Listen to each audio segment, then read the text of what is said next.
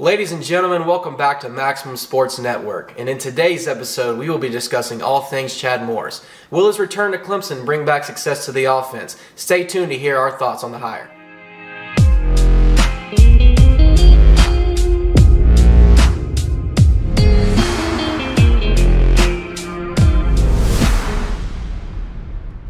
Now, I know it's almost been 2 years since our last episode, but we are back. Let's go! And I'm here with my co-host Brice Trammell. Let's go. And we are here to talk all things Chad Morris for you guys today. Can't wait. I think it's a very risky hire, but I'm all for it. Anything that Chad Morris touches when it comes to the offensive side of the ball, at least as a coordinator, tends to turn to gold.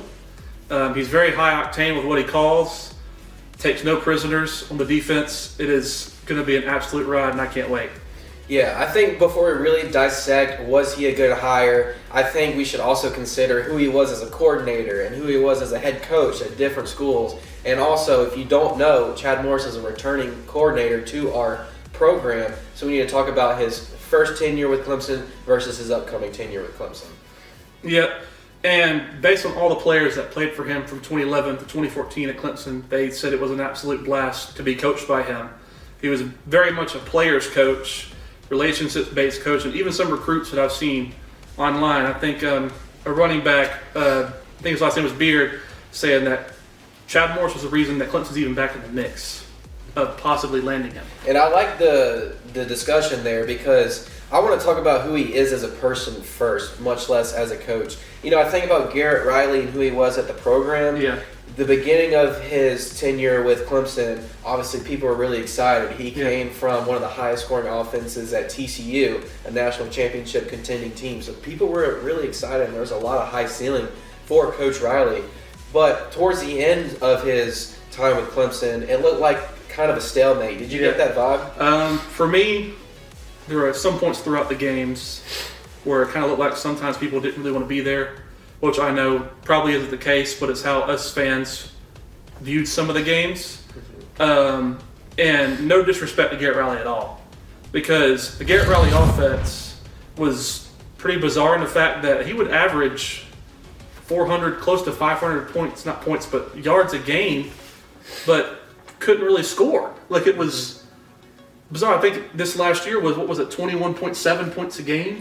And I think 27.2 points. It was close to 400 yards a game of offense. That's pushing the field 4 times, and you can't score. Mm-hmm.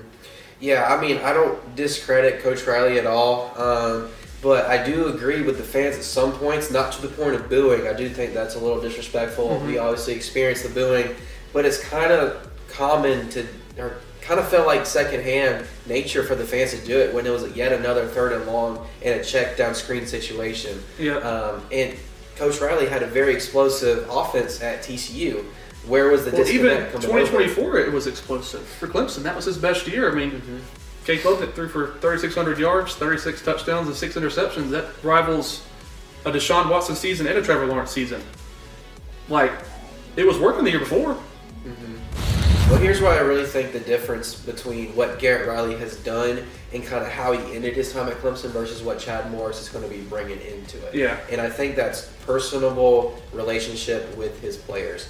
I'm not saying Garrett Riley may have never had a close relationship, but what Coach Chad Morris is planning on doing is, or what he's already said he's done, is have one-on-one meetings with all of his players.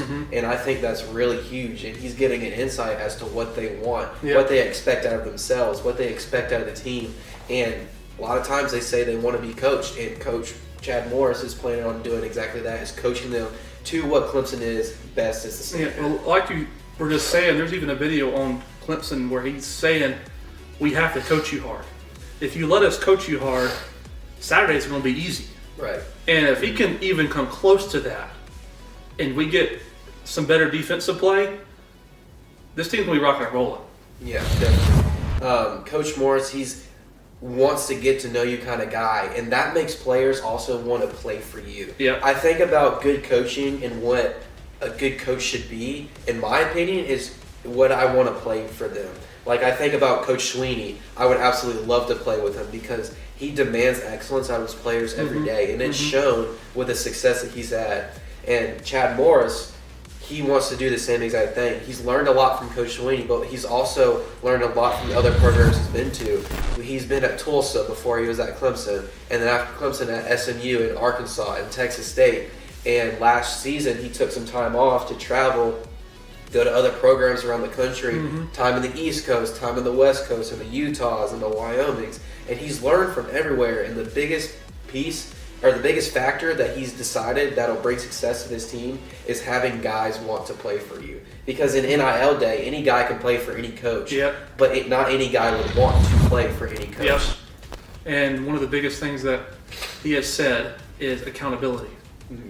And accountability and pushing everybody. I heard stories about if you're a receiver and you drop a ball, and this could be a rumor, drop down and give him 20 push-ups on the practice field. And if he's doing that, then our players are going to be ready to play. That's right. Yeah. Make practice hard so games are easy. And trust me, it's going to need to be easy when they walk into LSU week 1. That's exactly right. And we saw many Saturdays last season not look easy. We had nail biters and even losses.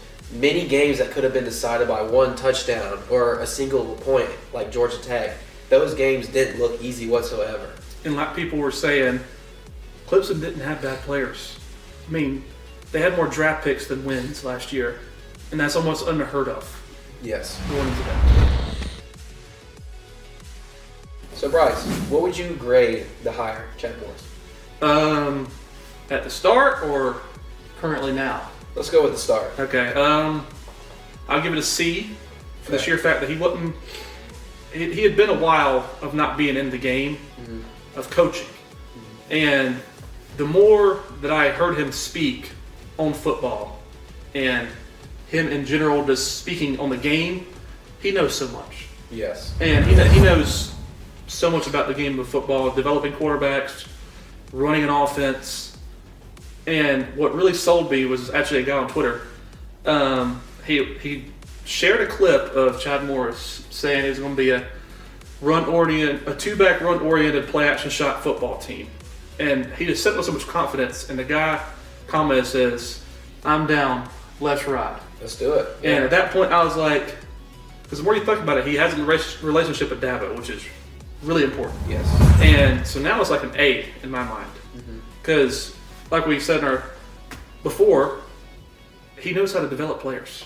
True. And I really feel the same exact way when I first heard about it for two reasons. He hadn't been in the game, but also he was a rerun hire. And that can bring with mixed emotions a lot because you also think, why did they leave in the first place type deal, and why do they feel the need to come back? Here, I'm going to push back you on a little bit on that for the fact that there's a stigmatism around the Clemson program currently about promoting within or hiring within the Clemson family. And this is the one time that I feel like it should be the exception to the rule because Chad Morris has a ton of experience with everything he does. That's right. I'm also going to voice this to you.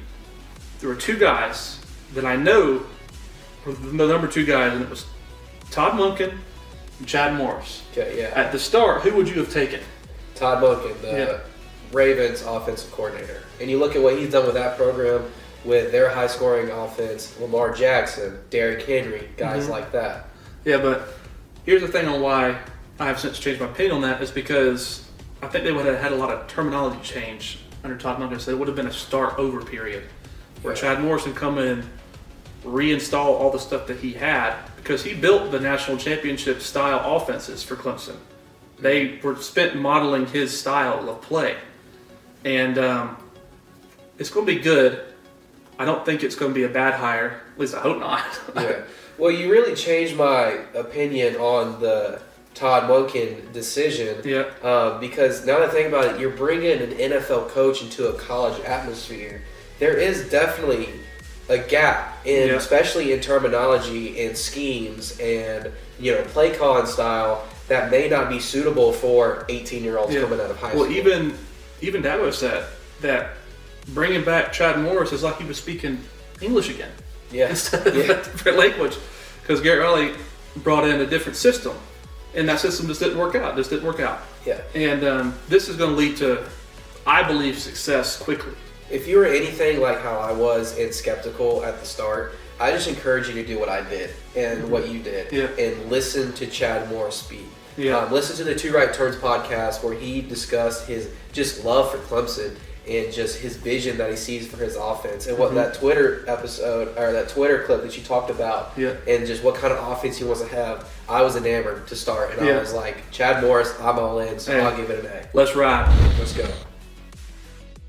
So obviously, both of us giving them a A grade, relatively high. But both a little skeptical. That's right. Good catch. But where do we see him succeeding, right? Obviously, there's some sort of success that we envision him having, but let's kind of break it down just a little bit more. Running the football. Yeah. For the fact that there was a lot of times last season where it was 3rd and 1 and they couldn't get it.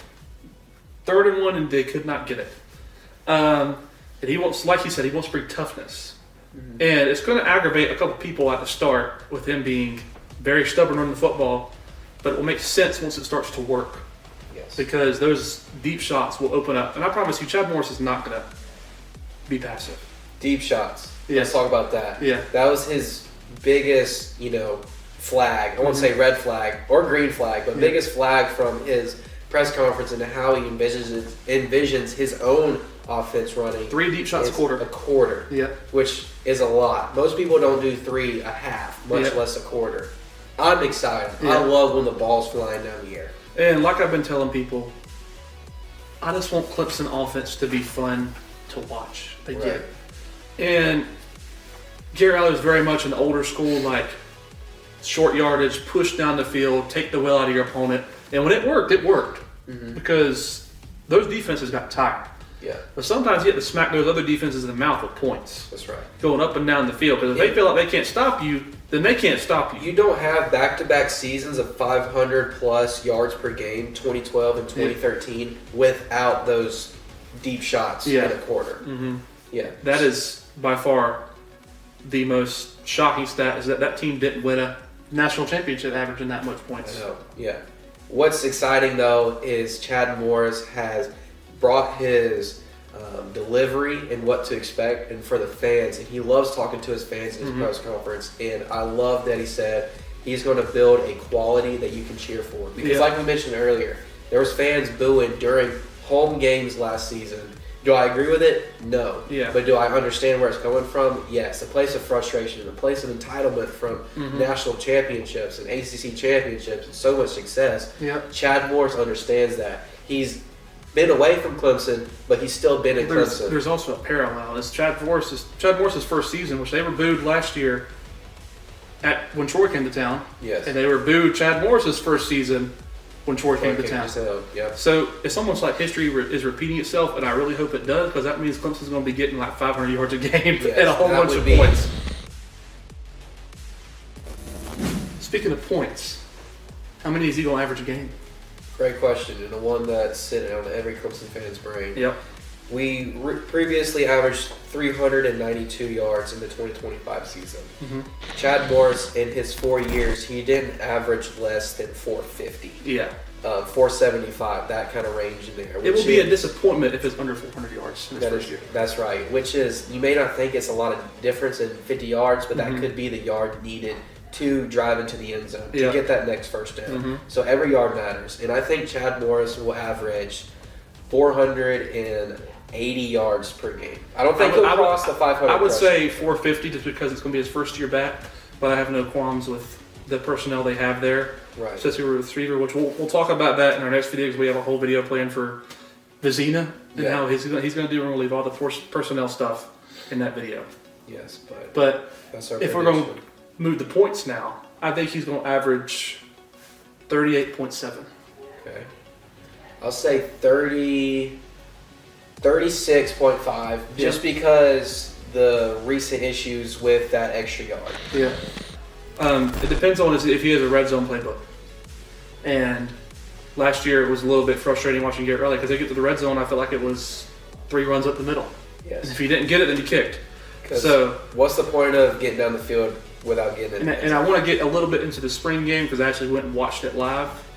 When they were in the red zone, QB run. They still had up the middle runs. They had tosses. They had pitch outs. There was a pass. There was slants. all different type of stuff. So I'm very optimistic about that. I think there'll be points scored in bunches this season. We want to thank you for tuning in to today's episode on the Maximum Sports Network channel. We hope you learned more about Chad Morris and get you excited for Clemson's upcoming season. It's always a pleasure. Thank you for tuning in. We'll see you next time.